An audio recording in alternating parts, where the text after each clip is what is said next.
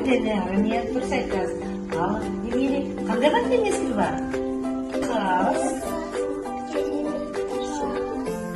күз. Маусым шығарады, иә? Қазір балалар қай мезгіл? Күз мезгілі, иә. Күз мезгілінде балалар қанша ай бар? 3 ай бар. Қандай айлар бар? Немене айтшы, Аделя, қандай ай бар? Қараша. Жарайсыздар балалар. Балалар, қазір біздің алдымызда қараңдаршы, қандай жануарлар?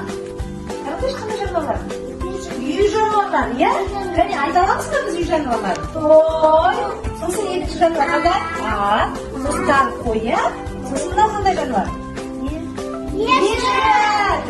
Түйе. Сосын қандай жануар қараңдар? Сиыр.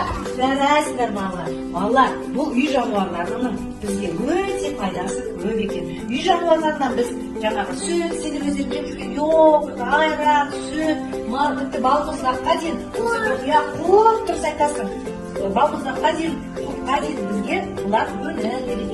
Естері бар, иә? Балалар, осымен біздің табиғатпен танысуымыз аяқталды. Сау болыңыз!